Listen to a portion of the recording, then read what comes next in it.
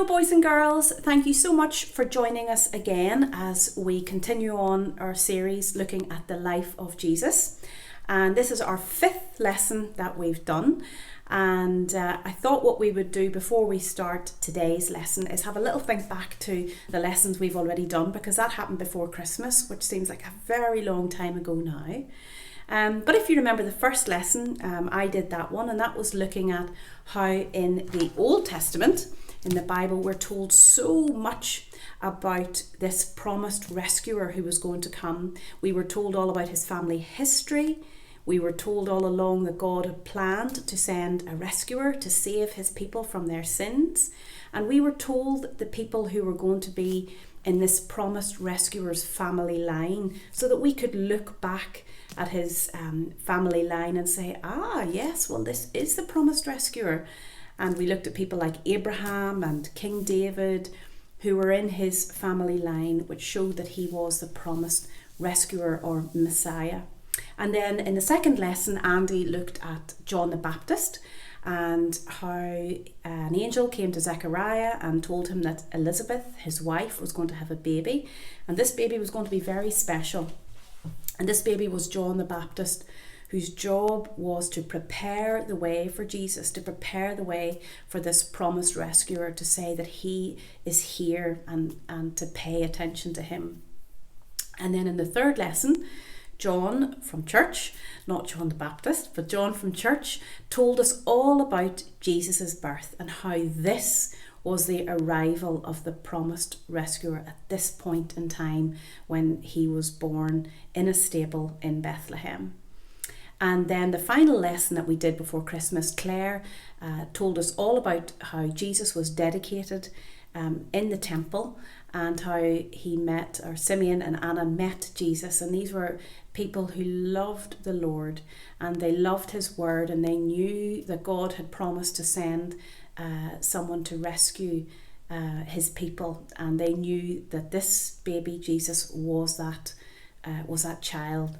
And so they were absolutely delighted to see him, and they worshipped him as the Messiah. And so today, what I'm going to hopefully take us through is the other bits in the Bible where we hear about Jesus as a child. There's just a little bit in the Bible about his childhood, but the bits that are in the Bible that describe Jesus as a child are very important to help us understand who he is. And so, as we know, we've talked about this before, Jesus was fully God. I hope you're saying this with me. He was fully God and fully human.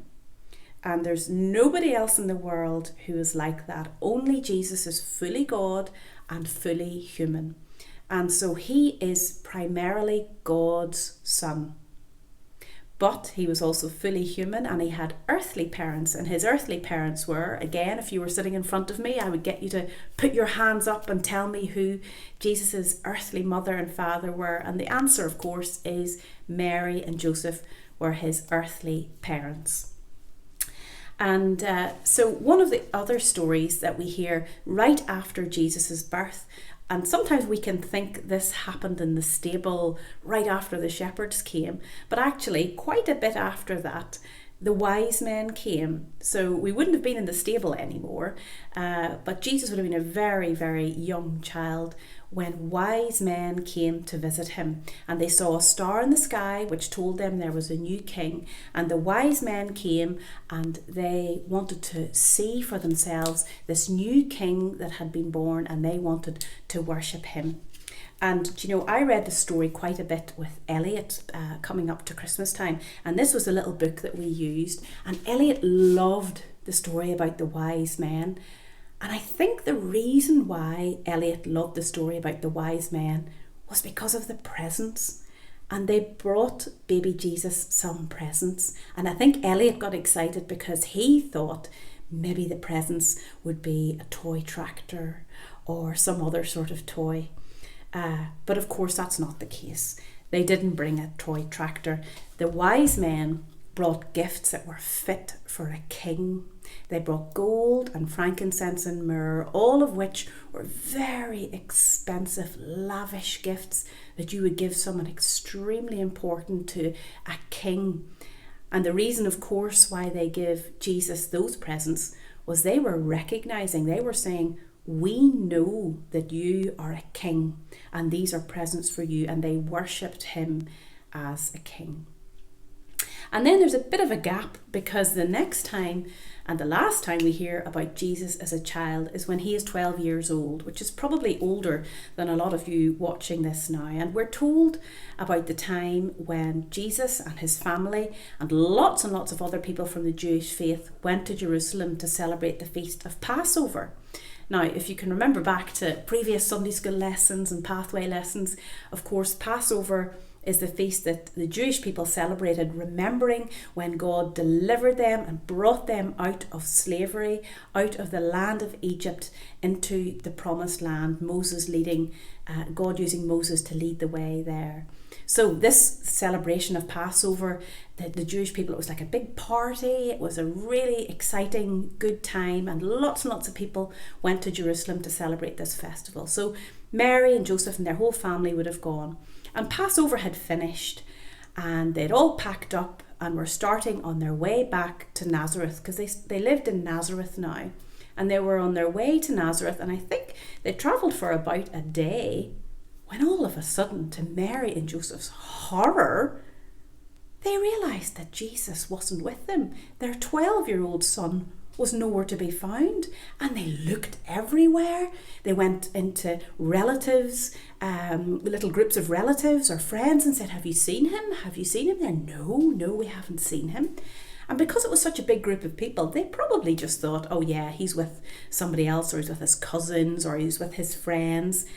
And they realised that he was missing. So they had to turn right the way back and go to Jerusalem to see if they could find Jesus. Now, they must have been terrified, because quite a lot of time had already passed. And I don't know if any of you have ever been separated from your parents or been lost. I can remember as a child, we went to Balmoral Show. Now, some of you will have been to Balmoral Show.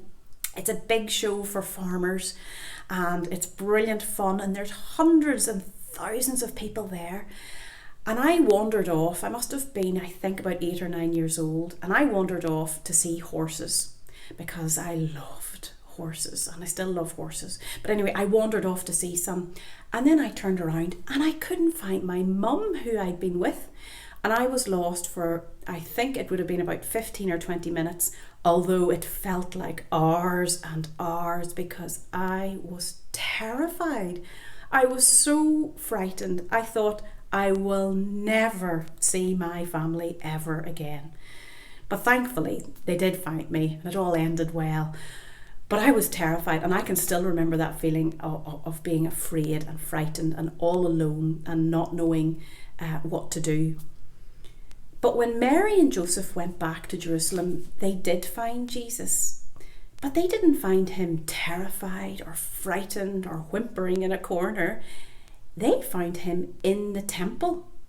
And he was in the temple, and we're told in the Bible that he was listening to the teachers in the temple, and he was asking them questions. And the Bible also tells us that the people who were there were absolutely amazed at this 12-year-old who clearly had such understanding and such wisdom that was beyond his years, that they were absolutely amazed. But Mary and Joseph came in and they saw him, and they said, "Son, why have you done this? Why did you stay here? We were absolutely terrified. We thought we'd lost you." And Jesus said to them, "Didn't you know I had to be in my Father's house?"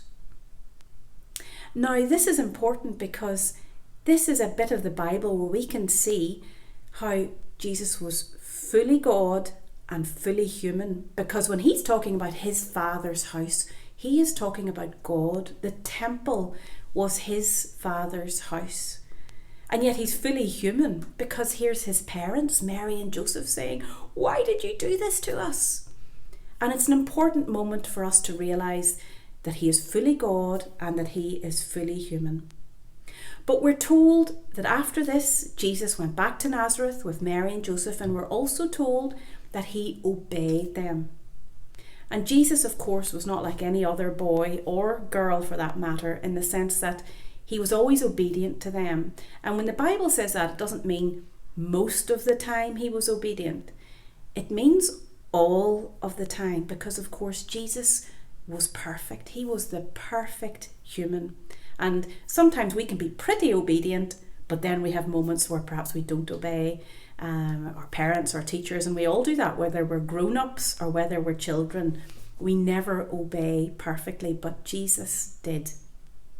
And we're told in the Bible, as he grew up, he became even wiser. And we're told that God was pleased with him. And we're also told that everyone who saw him could see this wisdom in him as well. And so, boys and girls, what we learn from this story about Jesus as a child is that God sent Jesus to earth with a purpose. He didn't just send a child to earth for everyone to look at Christmas time and then to forget about and remember again next Christmas time. He sent him to earth with a purpose. And of course, his purpose was to be that promised rescuer, to save people from their sin. And even as a child, we're told that Jesus wanted to honour God. And he did that when he was in the temple. He was honouring God. And God blessed Jesus as he got ready to follow his Father's plan. And of course, his Father's plan was to save us, to rescue us, and that involved him dying on the cross. And so when Jesus was a child, even all the way back then, when he was 12 years old, he knew his Father had a plan for him. He was sent to earth because God had a plan for him. And of course, in a different way, as children, we know that God has plans for us as well. And we're told in the Bible what God wants us to do. He wants us to trust him. He wants us to obey him. And he wants us to tell other people about Jesus, about this promised rescuer.